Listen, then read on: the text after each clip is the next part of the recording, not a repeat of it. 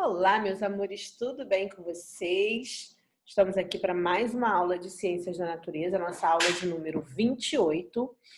Então, pegue o livro 6 de vocês e abram na página 366 e acompanhem os slides.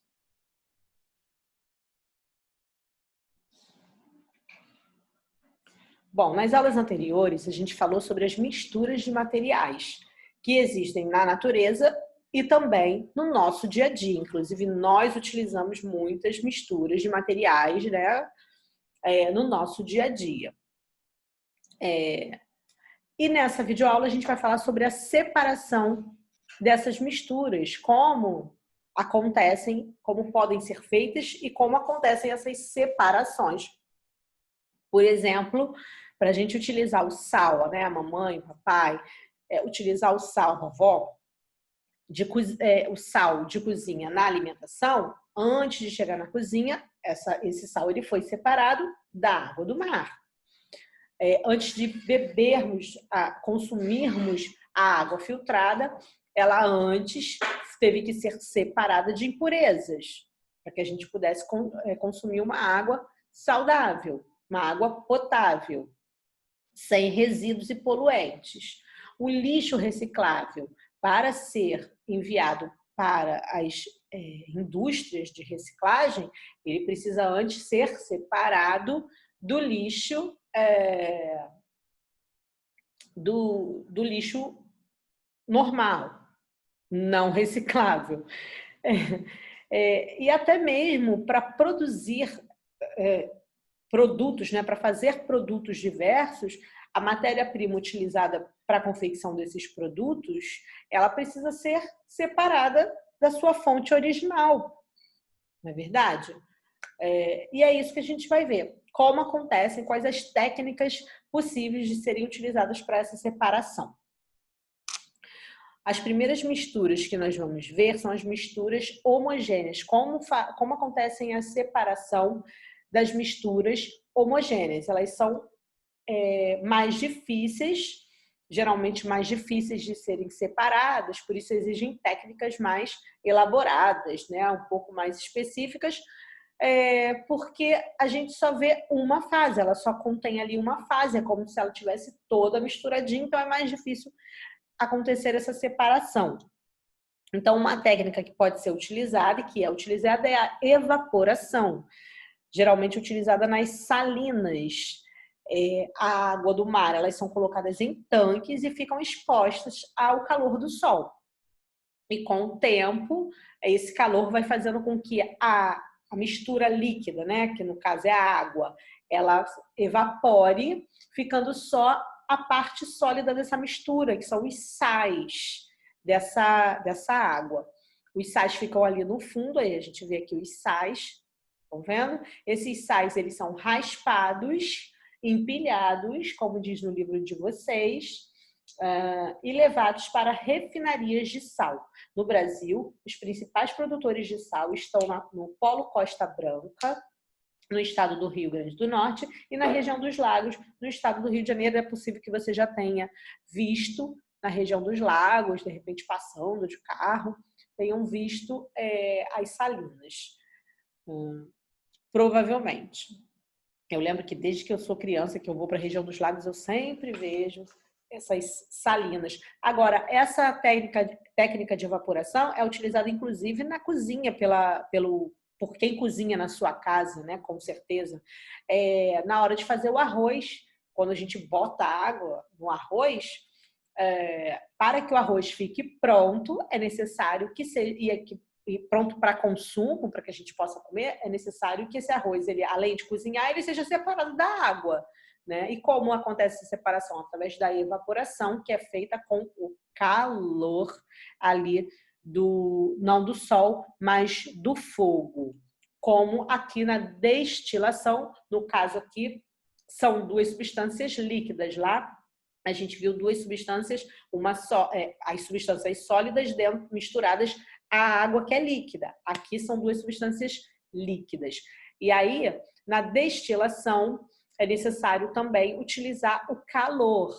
Como as substâncias líquidas elas evaporam utilizando uma temperatura diferente, né? Cada material tem a sua temperatura exata para acontecer a evaporação dessa substância. O álcool, por exemplo, ele evapora mais rápido, com uma temperatura mais baixa do que a água precisa para evaporar.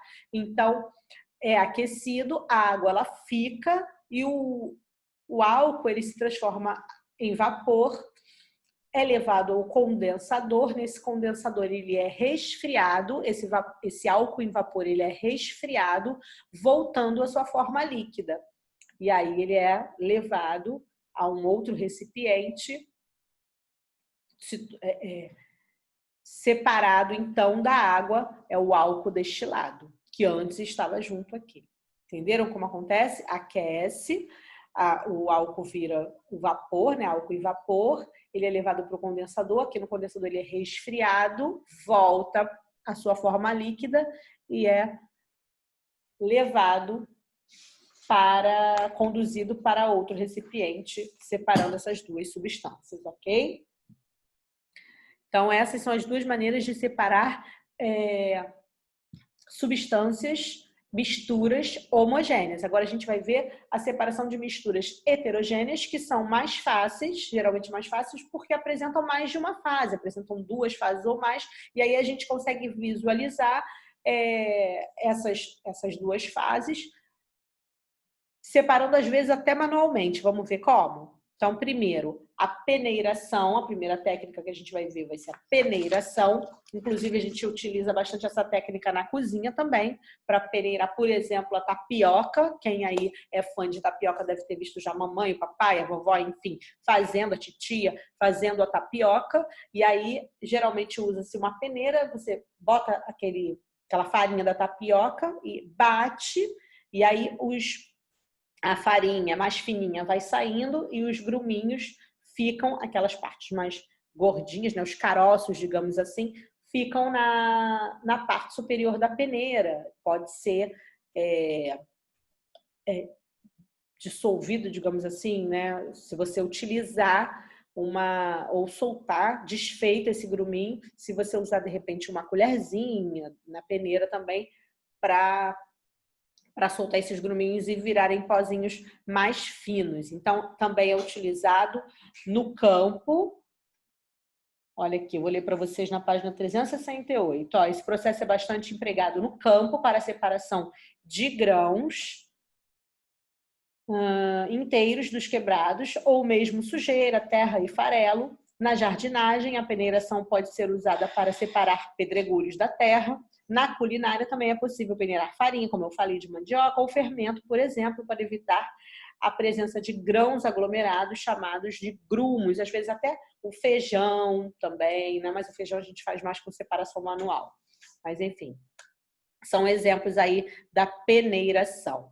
Outra técnica fácil também da gente observar até no nosso dia a dia é a filtração, que parece muito com a peneiração, mas ao invés de usar uma peneira, usa-se um filtro aí, ou um coador, dependendo, né?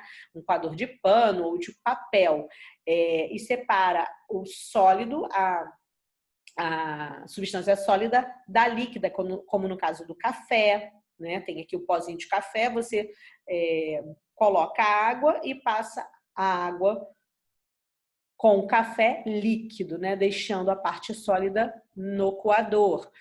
O filtro da água, antes da gente consumir, a água ela passa pelo filtro, deixando lá as impurezas no próprio filtro.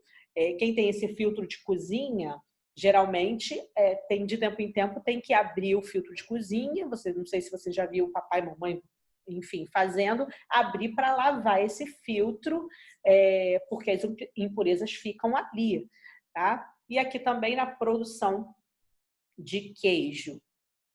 São exemplos de filtração. Temos também a catação, que é a separação dessas misturas manualmente. Você está vendo ali e aqui, ó, são catação de frutas maduras para produção de suco. Aí você vê o tamanho, a cor, e você consegue separar. E a catação de materiais recicláveis. Antigamente você fazia muito catação de feijão. Hoje, os feijões chegam na nossa casa, dependendo da qualidade, né? Se for um feijão de qualidade, ele já vem até catadinho, a gente lava e tal, só dá uma olhadinha, não precisa ser tão minuciosa. Mas antigamente, e alguns feijões ainda requerem essa catação, você tem que ir grão por grão, olhar, porque às vezes tem feijão que vem com pedra, feijão que vem com terrinha, com galho, enfim. E aí a gente tem que fazer essa separação. Mas ainda tem mulheres que gostam de fazer essa separação, mesmo tendo os grãos selecionados, ainda preferem olhar, só que você encontra muito menos, quer dizer, muito não, você encontra menos impurezas misturados a esse feijão, tá? Outra técnica também dessas misturas heterogêneas é a decantação, que é uma das técnicas que a nossa água, antes de chegar na torneira da nossa casa, ela também passa, né? Uma das fases da purificação da água para chegar na nossa casa, digamos assim, tá? Então, barro decantado em fundo de vidro com água. Ou seja, é a separação de substâncias sólidas e líquidas usando a técnica de deixar esse líquido repousando por um tempo e aí, por conta da propriedade, da densidade desse outro, do material sólido, ele vai indo para o fundo e aí vai se colocando aqui no fundo, facilitando a separação aí dessa água, ou por canudo, ou por mangueira, ou até mesmo virando mesmo a água com cuidado para não misturar de novo em outro recipiente. Tá vendo? Alguém já deve ter visto suco, às vezes tem suco que acontece isso, né? Suco de caju, às vezes aquele pozinho do caju vai todo lá para baixo. Antes da gente tomar, a gente tem que mexer para misturar, senão a gente toma água pura, né? Porque o pozinho foi lá para baixo. Agora, quando duas substâncias elas são líquidas, aí precisa da ajuda do funil de decantação. Por exemplo, o óleo e a água. A água, ela por conta também da densidade, ela desce mais rápido do que o óleo. Então, dá tempo de quando a água desce, e aí, quando chega na parte do óleo, fecha essa válvulazinha para evitar que o óleo desça junto. Tá? E aí, separam as duas substâncias, a água do óleo. Decantação também, tá? Só que duas partes líquidas. Agora tem a flutuação, que é uma outra técnica utilizada, diferente da decantação, onde a parte sólida desce. Nesse caso, a parte sólida, ela flutua, ela fica na parte superior e o líquido fica abaixo. Olha, na página 371 de vocês, é uma técnica semelhante à decantação, porém substâncias boiam. Isto é, se posicionam na superfície do líquido, possibilitando sua separação. Um exemplo desse processo é observado no preparo de água aromatizante. A mistura da água com ervas e frutas é deixada em repouso até que elas flutuem, posicionando-se na superfície da água. E dessa forma é possível retirar a água com o sabor das frutas pela torneira, localizada na parte de baixo, enquanto os pedaços flutuam. Também podem ser usadas outras técnicas e acessórios, como peneira ou filtro. Tá? Você pode usar também outras técnicas. E a última, que a gente vai ver, que não é tão comum, né? Talvez vocês nunca tenham visto, é a ventilação. Vou até ler para vocês. É uma técnica que usa a força do vento para carregar determinados componentes da mistura, separando-os das substâncias que não são levadas pelo vento. Essa técnica pode ser utilizada com equipamentos específicos ou ventiladores adaptados para separação industrial da casca e grãos de arroz, por exemplo. Olha, essa representação esquemática de uma máquina de ventilação que sopra as cascas que serão descartadas enquanto os grãos caem na esteira. Viu? Geralmente essa é utilizada industrialmente, essa técnica.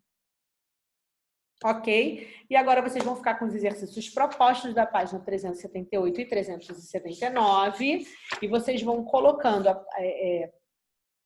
as letrinhas de acordo com a técnica de separação utilizada em cada imagem, tá bom? Então vocês vão olhando a imagem e vão dizendo, de acordo com a letra, a técnica que foi utilizada. Pode voltar para consultar os textos anteriores, é até importante que vocês releiam, ok? Um beijo e até a próxima videoaula.